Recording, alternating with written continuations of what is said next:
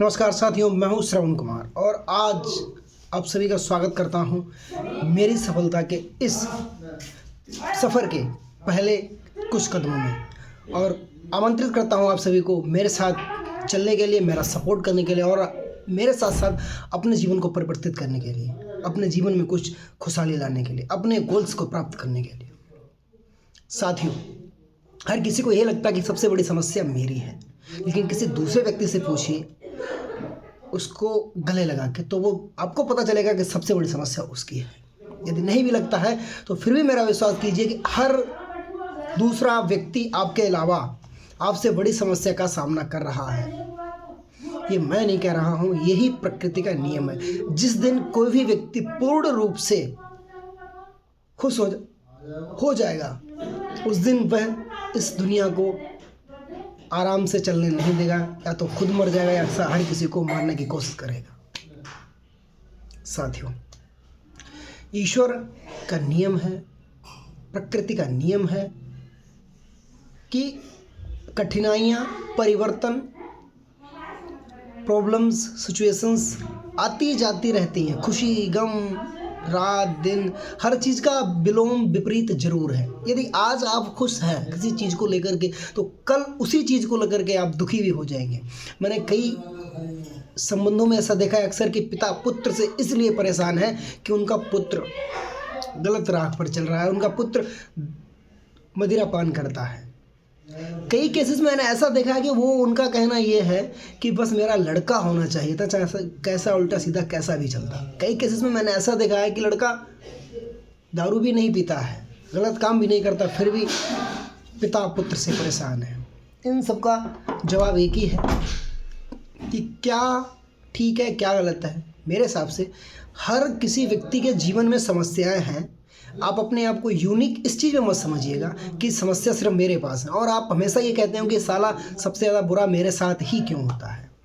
साथियों, आपको लगता है कि मैं बहुत अच्छा आदमी हूँ। अपनी नज़रों में हर कोई व्यक्ति सही अच्छा ही होता है। यदि चोर चोरी करता है तो वो भी ईश्वर को याद करके चोरी करता है कि हे ईश्वर, आज मेरी ये चोरी फल जाए, इस चोरी का फल मुझे अच्छा मिल जाए, आज के बाद मैं चोरी नहीं करूँगा।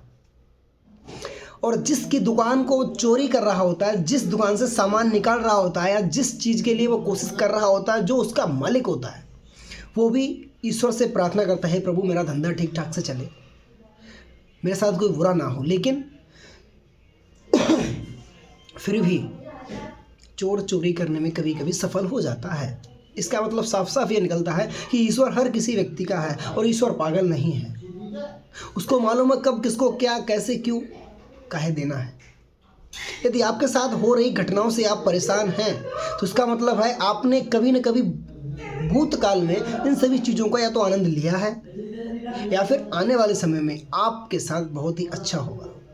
इस चीज़ का विश्वास कीजिएगा आप सभी लोग, और ईश्वर को मानते हुए, अपने कर्तव्य का पालन करते हुए, अपने लक्ष्य को ध्यान में रखते हुए अपने लक्ष्य की ओर निरंतर प्रयत्न कीजिएगा, निरंतर बढ़ते रहिएगा। यही सफलता का मंत्र है और सफलता का कोई मंत्र नहीं है। ऐसा नहीं है कि एकदम से कोई जादू की छड़ी है कि घुमा देंगे बजरंगबली और ठीक हो गए, तुम सब कुछ क्लियर हो गया। नहीं, ऐसा नहीं होगा कि ईश्वर आपके सपने में आएंगे, सेंटा क्लास की तरह आपको गिफ्ट देके चले जाएंगे। ये सारी बातें झूठ है। जब तक आप अपने पैरों पर, अपने बलबूते पर खड़े नहीं होंगे, यही नहीं मानेंगे कि मैं ही राजा हूँ और सिर्फ मैं कर सकता हूँ ये काम, मैं ही करूँगा, मेरे लिए कोई खड़ा नहीं होगा। जब आप पैदा हुए थे तब अकेले पैदा हुए थे, जब आप मरोगे तो अकेले ही मरोगे।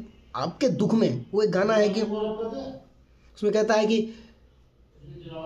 कहने को साथ अपने एक दुनिया चलती है, पर छुपके इस दिल में तन्हाई पलती है। आपके साथ करोड़ों की भीड़ क्यों ना हो, आपकी पर्सनल प्रॉब्लम्स, आपके कुछ इमोशंस, आपकी कुछ स्थितियां ऐसी होती हैं सिर्फ आपको मालूम है, जिनसे सिर्फ आप जूझ रहे हैं।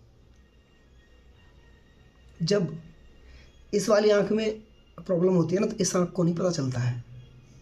ये आंख अपना काम करना शुरू कर देती है, करती रहती है। जब ये उंगली, एक हाथ में 5 उंगली है, इस उंगली में प्रॉब्लम है, तो भाई इसको प्रॉब्लम नहीं है, तो ये क्यों अपना काम रोकेगी। ध्यान रखिएगा, आपकी प्रॉब्लम सिर्फ आपको मालूम है। सिर्फ आपको, और उनका समाधान भी सिर्फ आपके पास है, जगत में कहीं नहीं। आप कहीं भी प्रयत्न, कोशिश, ट्राई कुछ भी कर लीजिए। धन्यवाद।